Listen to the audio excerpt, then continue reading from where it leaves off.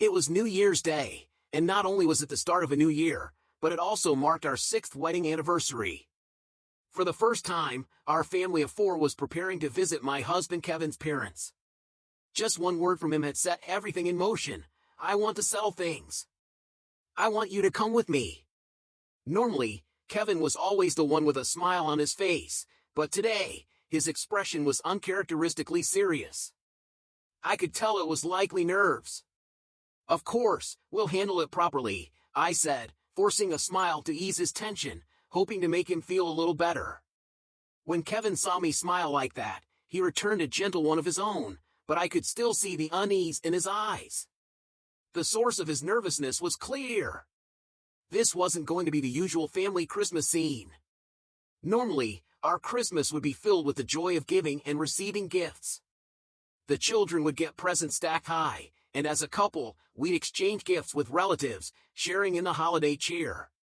But this year would be different, significantly different, because of Kevin's parents. The reality hit me hard. His parents were known to treat us terribly, and we knew that this mistreatment would likely extend to our children as well. Just the thought of it made my heart ache, but I understood that someday, we would have to face this situation. So, I made up my mind. I would follow Kevin's lead, even if it meant walking into an emotionally charged situation. Both Kevin and I worked as construction workers for the same company. I had joined right after finishing middle school. My reasoning was simple. I wanted to ease the burden on my mom, who had raised me and my 2 siblings alone. Since I was in 4th grade, I knew that I wanted to help her as soon as possible. It didn't matter that girls rarely worked in the field. What mattered to me was making life easier for my mom. When I first told her my decision to join the field, she was shocked. She had always imagined me working in an office, not out in the dirt and dust of construction. She had wide eyes when I told her my plan. You can't just sit at a desk all day, I argued. Going outside, working, that's what I enjoy. Even though she was concerned, she knew me well enough to understand that once I made up my mind, I wouldn't listen to anyone. So, there I was, standing on my first day at the company, looking out at a group of burly men. The supervisor called my name, and everyone turned to stare. It wasn't every day that a girl, fresh out of middle school, joined a crew of hardened workers.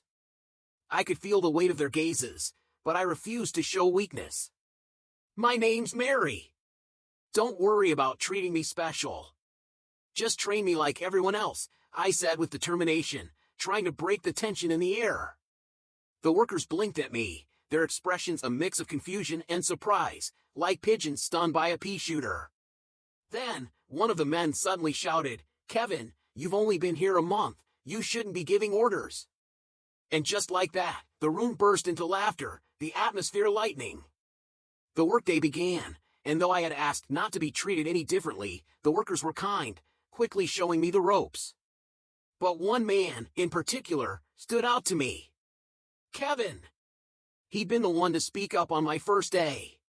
"Leave it to me," he had said, raising his voice with a protective tone. Kevin was 3 years older than me, and in the months that followed, I learned that he was not only a hard worker but also the mood maker of the site. When tensions ran high, he was the one who always found a way to lift everyone's spirits.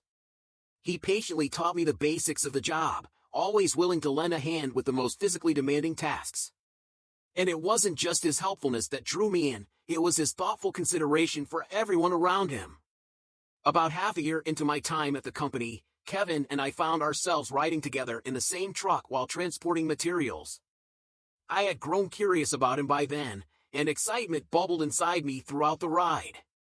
But with the silence that hung between us, it felt awkward, like neither of us knew how to begin a conversation. Finally, I asked a seemingly trivial question: "Why did you join this company?" Kevin paused, then answered in a way that completely took me off guard. "I wanted to become free sooner," he said, his words carrying a weight that I hadn't expected. I was taken aback by his sudden seriousness and immediately apologized, thinking that I had asked something too personal. But Kevin quickly returned to his usual cheerful self, reassuring me, "Mary, there's no reason for you to look so gloomy. I'm confident my decision was the right one." Hearing those words, a deep admiration for him stirred within me. Then, almost without thinking, my true feelings slipped out. "Would you like to go out with me?" The words hung in the air, and the embarrassment hit me instantly. I lowered my gaze, feeling exposed. Kevin, sensing my discomfort, said softly, "Nice to see you," as the car came to a stop at a red light. I looked up and found him gazing at me with such kindness, it made my heart flutter. That was the beginning, the moment everything shifted. Not long after we started dating, Kevin opened up to me about the meaning behind his desire to be free. I learned that Kevin's relationship with his parents was complicated. He had an older brother, Sam, who had always excelled academically, while Kevin struggled to meet his parents' expectations. They compared him relentlessly to Sam, leaving Kevin to feel unseen, unheard. His parents poured all their attention and affection into Sam, who attended one of the top middle schools in the county, while Kevin attended a local public school. The lack of communication and support from his parents during that time left Kevin feeling abandoned. It all came to a head when Kevin graduated high school. The day after his graduation, he simply announced, "I'm leaving this house." His mother's response was nothing more than a detached, "Is that so?" while his father remained silent. Sam, too, had already left to pursue his own path, making Kevin's decision all the more final. It was a pivotal moment, one that set Kevin on a journey to create a life independent of the people who had always made him feel small. It was New Year's Day, and for the first time, our family of 4 was visiting my husband Kevin's parents. It was also our 6th wedding anniversary, and as we drove to his hometown, my heart churned with a mix of emotions. This wasn't just a family visit. No, this would be the first time Kevin would face his parents in 6 long years, and I could only guess what would unfold. Kevin, typically the one with a radiant smile, wore an unusually serious expression. The tension in the car was thick, almost palpable. "I want to settle things. I want you to come with me," Kevin had said. His words had carried weight, and I could feel the nervousness radiating from him. My role was clear: stay calm, stay supportive. "Let's handle it properly," I reassured him, deliberately donning a smile, hoping to ease his nerves. The moment he saw me trying to calm the storm within myself, Kevin's lips curled into a soft smile, though it didn't quite reach his eyes. His uncertainty about returning home was unmistakable. It wasn't like the usual holiday visit. We both knew that this year, there wouldn't be any of the usual Christmas cheer. There wouldn't be any gifts exchanged, no piles of presents for our children, no laughter as we handed out gifts to nieces, nephews, and cousins. This year was different. It was bitter, tense, and I could already feel the coldness that awaited us. Kevin's parents hadn't been kind to us in the past, and I feared that their mistreatment would not only fall on us, but also on our 2 young children. The thought of that made my chest tighten. But I couldn't avoid this moment forever. So, I chose to be strong, for Kevin, for our children, and for myself. We had to face it. And so, as we approached his hometown, the heavy silence in the car spoke volumes. For context, Kevin and I worked in construction for the same company. I joined right after middle school, determined to lessen the burden on my mother, who had raised me and my 2 siblings by herself. Since I was in 4th grade, I'd known I wanted to help. When I told her I wanted to work as a laborer at a civil engineering company, she was shocked. She had always believed I'd be an office worker. She was concerned, but I wasn't the type to back down once I made up my mind. So, I joined the company and stood before the workers, all of them surprised to see a young girl just out of middle school, standing there ready to prove herself. I introduced myself, saying, "My name is Mary. Please train me as rigorously as you can. No special treatment." There was a moment of stunned silence, then laughter, and from that moment on, the work began. One man, noticing my willingness, stepped forward and claimed responsibility for looking out for me, Kevin. Kevin, 3 years older than me, became the one who helped me navigate the world of construction. He was the lifeblood of the team, the one who lightened the mood when things got tense. Over time, I found myself drawn to him, not just because of his kindness, but because of the way he genuinely cared for those around him. About 6 months into my job, I ended up in a car with Kevin, just the two of us, and for the first time, I realized how much I was growing fond of him. The car ride was filled with a nervous tension. What should I say? Why was I feeling so giddy? And before I knew it, my curiosity spilled over. Why did you join this company? I asked him, seeking something to break the silence. Kevin's answer took me by surprise. I wanted to become free sooner, he said, his voice heavy. The words were raw, personal, and it shook me. I instantly regretted asking, worried I'd probed too much. But Kevin, always the optimist, smiled and reassured me. Don't look so gloomy, Mary. My judgment was right.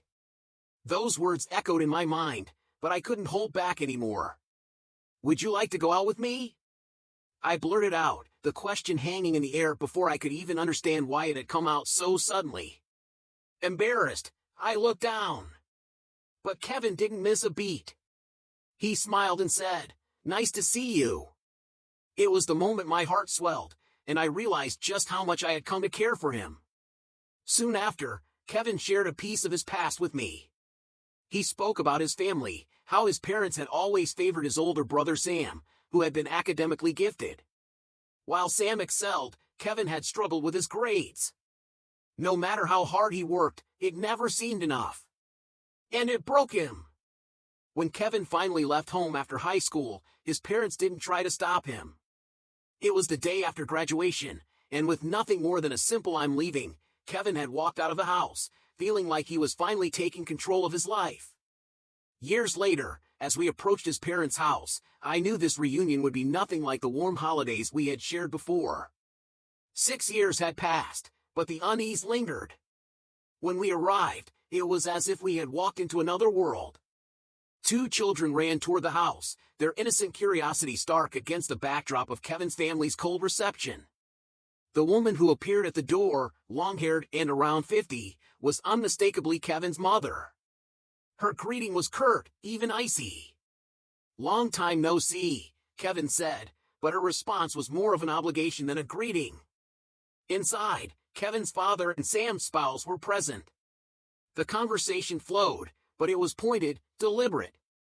They spoke mostly about Sam, their perfect child who worked at a prestigious city bank. The discussion was laced with passive-aggressive remarks aimed at us. And I could see it. I could feel it. My children instinctively clung to my side, sensing the tension that I tried to hide. Then came the comment that stung, a jab that cut deeper than anything else. Kevin's mother, still smiling, handed an envelope to Sam's children. "We will not give any New Year's gift to the children of a high school dropout's wife," she declared coldly. My fist clenched, the urge to react rising, but I remembered Kevin's words, "Endure." A tense silence fell. Then, Kevin spoke, his voice steady but his words sharp. "It's not a big deal. This is the last time we'll meet this year, and after this, we won't see each other again." His tone was deceptively bright, but I could hear the weight in his words. The room froze. No one had expected such a response.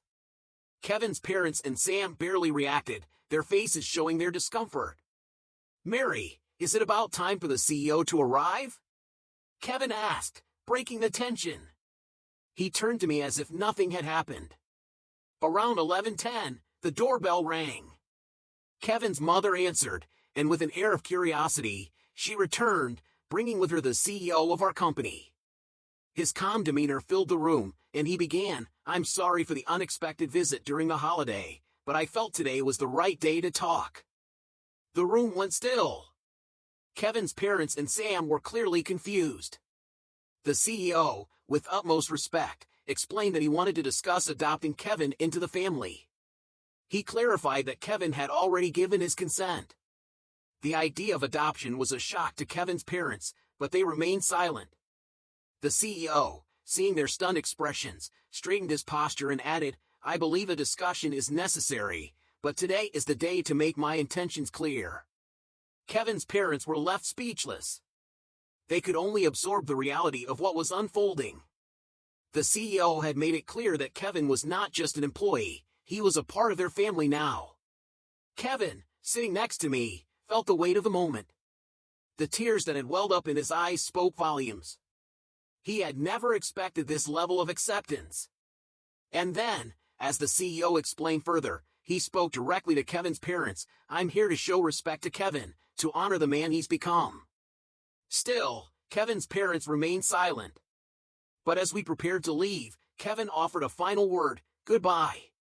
It was the kind of farewell that left no room for further conversation, no room for reconciliation.